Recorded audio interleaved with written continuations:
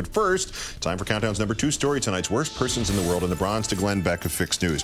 Response to the president signing S-chip, the kids' insurance program, by losing his mind, if any. We're on the road to socialism. I'm just saying, wow, we got that S-chips going for us. Hey, I got an idea. If we're going to go down the road to socialism, I mean, why not really go for it, huh? Comrades, good news from the Western Front. Our glorious revolution is starting to take hold. Oh, the revolution of change. Our fearless leaders just signed in S-chips, and earlier today he spoke out against capitalism. Beck did this on a show whose debut was advertised in a series of commercials in which he insisted it was time for people to stop calling politicians they did not like communists. The betting line is not yet out from Vegas, but I'm going to wager some large cash that he is actually crazy.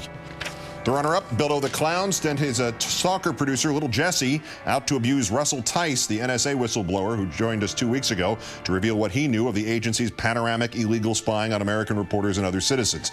Mr. Tice said, "I have no comment for you guys. I have already spoken. That is enough," and suggested if they wanted more details, they should go and stalk George Bush and ask him. I love Russ Tice. Billo, of course, followed the ambush video and said, "The bottom line on this is that Tice made some very serious accusations. He went on NBC News." Actually, he went on MSNBC. Pay attention. He went on NBC News, and he cannot back them up. Now, if we are wrong, he can join us at any time, but he cannot back them up. He is disgraceful, and so is NBC News. Sounds very morally upright, but in fact, Billo sent Little Jesse out to try to sandbag Russ Tice because Tice insulted O'Reilly. Apparently, that's illegal. An O'Reilly producer named Ron Mitchell had emailed Tice and asked him to come on the show, and Tice replied that Mitchell's boss was slime and added, "As a true conservative Republican, I can say Bill O'Reilly is a disgrace to all conservatives." But our winner in a Fix News trifecta, Rupert.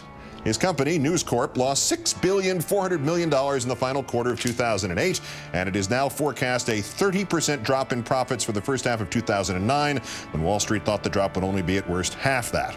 Now, if I were O'Reilly, I'd tell you that News Corp hemorrhaged cash because of Fox and O'Reilly's fascism and stuff like that. But I live in the real world. All media is being crushed, especially TV. Although apparently only 2 newscasts in America exceeded financial projections in 2008. Golly, they happen to be mine and Rachel's. Nevertheless, Rupert is hemorrhaging money, and his response to this was bizarre even for him. In fact, he may have coined a new slogan for Fox Noise. In fact, he may have coined the most honest new slogan for Fox Noise ever.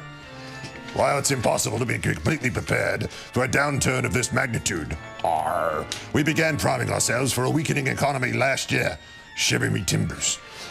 We implemented strict cost-cutting measures across all our operations. Avast, gee matey. We reduced headcount in individual businesses where appropriate. You'll be keeping a civil tongue in your head when you be talking to the good cap'n. And we scaled back on capital expenditures, even on finance terms. We have never been a company that tolerates facts." Oh my God. The new slogan, Fox News. We have never been a company that tolerates facts. Rupert, beware Jim Hawkins. Sean Hannity, be below decks. Murdoch, today's worst person in the world.